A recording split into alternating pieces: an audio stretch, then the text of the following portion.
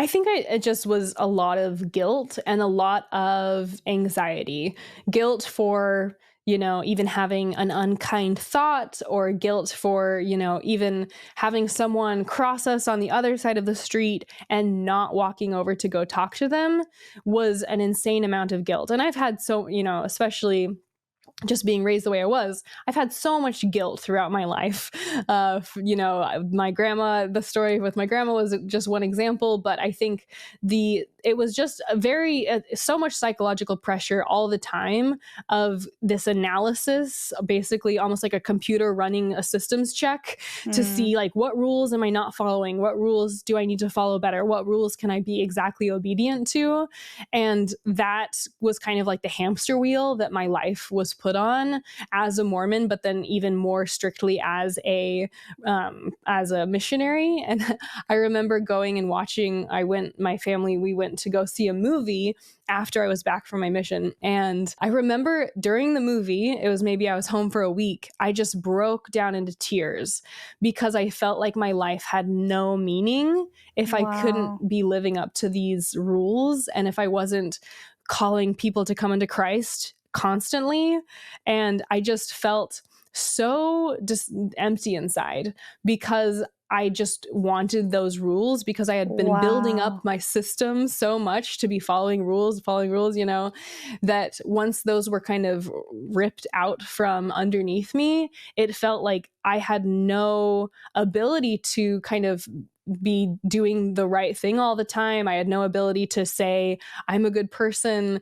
It just felt like my life became completely, utterly meaningless after I was home, because I no longer had the rules to grasp onto to prove to myself that I was a good person.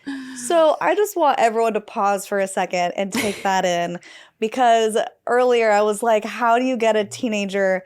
How do you like put a teenager anywhere in the world and get them to follow these rules on their own? You have these rules so cemented in your head that, again, illusion of choice. You are so valiant and so worthy in your mind that when you got home, you missed that intense struggle, that intense rule following. You missed the schedule. And I feel like that's so important to talk about, because not only did they get you to follow them, they got you to miss that regime. That's wild. And it's a very common thing that people realize about return missionaries, like return missionary syndrome, is that they're very weird. People will talk about that return missionaries will act really weird because you've been told not to even you can't have your own phone, no social media, no reading anything that isn't church approved. You've been so removed from normal life that just jumping back into it, most people have a really hard time reacclimating, because if once you've been told watching a movie is a sin, it's really hard to just start watching a movie again, especially after a year and a half for girls or 2 years for boys. It's like, that's so long to have trained yourself to be following this hyper strict religious schedule and expectations, that as soon as you're back, most people struggle with dating. They struggle with some people, I've heard of people becoming suicidal because they just were so, your brain was so trained to live in that reality that when it's torn out from under you, it feels like there's no meaning left for you to grasp onto when you're going from telling yourself you're a warrior for God to then sitting in a movie theater with your family watching a PG-13 movie. The guilt is very significant, in my opinion. Right. I feel like one of the best tactics to get these kids to implement these rules is to, like you said, tell them that they are a warrior for God. You are valiant. You are superior. You are the top of the food chain in Mormonism right now because you have donated your life, not donated, you have paid to go on this trip, and you have paid the church to market for them and to bring them more people. And I think one of the things we need to get into is the fact that even though you're paying the church to go on a mission, they still can't always provide housing that is adequate, or an allowance that is adequate for food, or living conditions that are healthy. So let's talk about your living conditions while you were out there. Yeah. Oh, I mean, so in some missions, they, like my husband served his mission in Sweden. So most foreign countries, they rent apartments. So they'll rent you an apartment. So you actually have your own living space.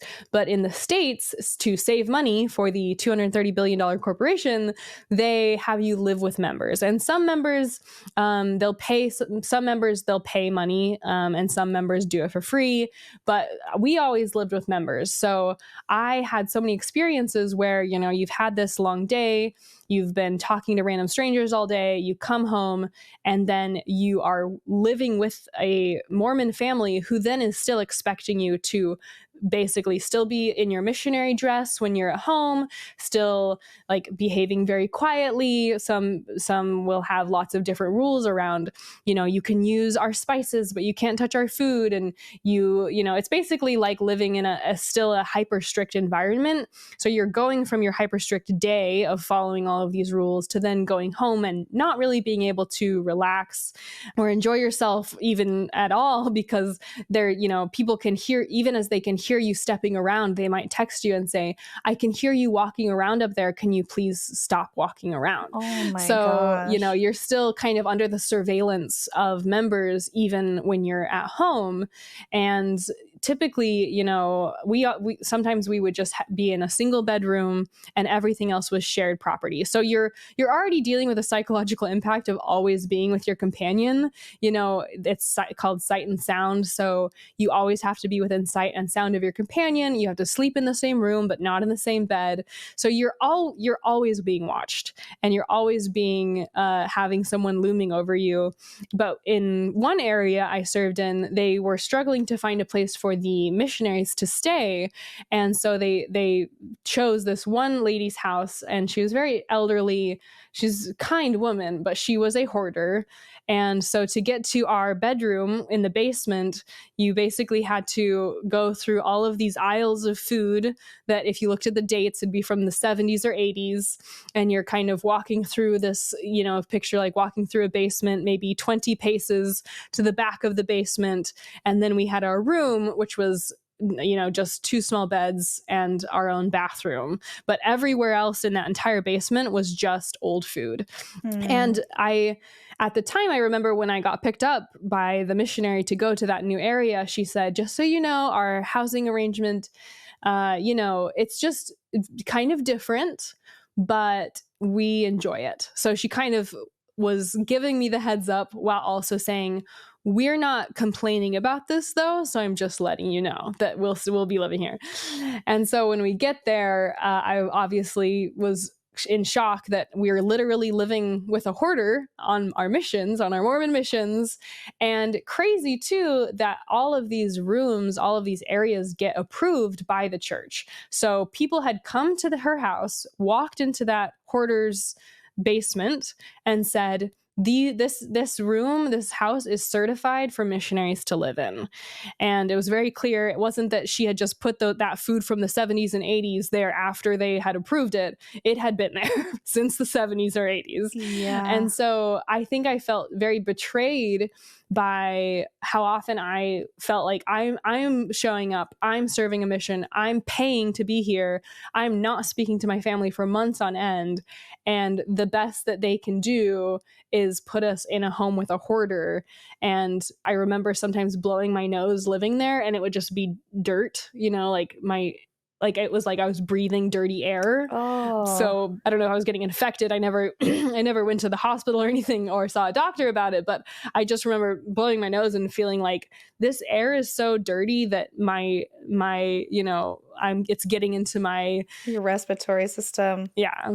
Oh, Yeah.